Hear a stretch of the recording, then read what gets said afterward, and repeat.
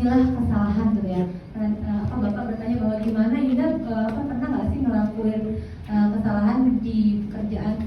Aku 10 tahun di aspal nggak mungkin nggak melakukan kesalahan, tapi dengan adanya kesalahan jadi aku tahu. Nah, waktu awal-awal aku kan lulusan HI, hubungan internasional, bekerja di aspal nggak nyambung sebenarnya Kak, nggak nyambung sama sekali. Dibilang sama direkturku, dia kamu bisa jualan, bisa. Kamu tahu aspal? Enggak. Gimana cara kamu jualan? Saya disuruh datang langsung ketemu sama direktur Pak, di salah satu perusahaan, dan direkturnya itu benar-benar kekesumber tadi aku bilang 2 jam aku setiap ketemu dimarahin. Dia gini ya 2 jam, besokan balik lagi. Nah dia bertanya, ya aku mau tanya sama kamu, ini masalah aspal gitu kan. Masalah aspal ini sebenarnya kenapa kalau misalkan kita masih pakai aspal biasa itu tidak sekuat dengan aspal yang ada di negara lain gitu kan ya.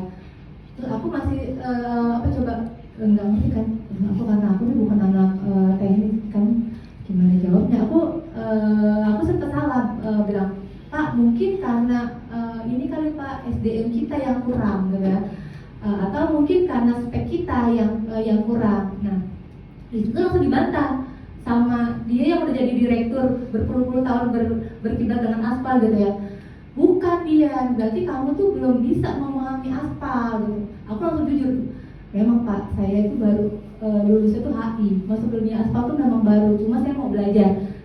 Nah kalau Bapak menyatakan bahwa saya salah, berarti kan Bapak harus bisa menginformasikan ke saya apa ini salah saya dan apa yang benar gitu kan. Akhirnya dia bilang, jam 3 kamu ke saya. Itu hari itu aku sampai jam 9 malam Pak. Jam 9 malam itu akhirnya aku ketemu sama Profesor Harmen ITB, dia Profesor ITB. Ditemuin lah sama dia, aku dikasih SKS panjang lebar sampai jam 9 malam aku disitu kan. Yang awalnya nggak ngerti sampai mulai ngerti, sampai mulai berasap. Oh gila kan begini ya, jelimet banget berarti ada.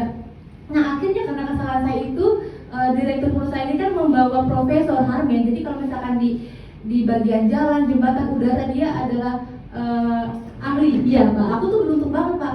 Masya Allahnya aku sampai sekarang bisa jadi tahu banyak bagian. Ini kalau misalkan aspal kayak gini. Ini kalau kondisinya jalan, retak rambut segala macam, bagian harus bilang seperti ini gitu ya. Nah artinya ketika aku melakukan kesalahan, jangan sekali-kali kita defensif. Oh enggak kok Pak, bener aspalku tuh paling bagus.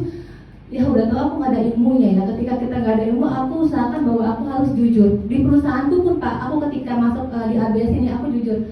Mbak Dian suka tanya kan tuh kalau HRD ya Pak ya, kelemahan kamu apa? Itu aku harus jujur. Jadi teman-teman mahasiswa di sini kalau misalkan nanti ketemu HRD lebih baik jujur. Nah itu aku jujur. Mbak Dian, kelemahan Mbak Dian apa? Excel. Aku kalau Excel bisa tapi lama. Jadi ketika aku sekarang menjabat di manajer, Excel tuh berantakan, laporannya tuh masih ya udah. Jadi aku dikasihlah asisten Pak yang buat bikin Excel aku jadi bagus laporannya kan gitu. Jadi intinya ketika kita salah dan kita tahu kapabilitas kita kurang, nggak usah defensif. Nah kita minta improve dari lawan bicara kita seperti apa masukan biar kita bisa lebih baik lagi seperti itu. Terima kasih. Oke, terima kasih. Jadi bahkan bisa dapat ilmu baru. Iya. Jadi kenal dekat Sarah sama Pak Harun, Masya Allah. Nanti mungkin ada pengalaman pribadi atau mungkin dengan klien-kliennya. Terima kasih Kak pertanyaannya. Jadi menarik banget memang ya nikmatnya membuat kesalahan gitu, karena di buku lain kayaknya banyak ya yang judulnya sefrontal ini. Tapi kita harus rethinking juga nih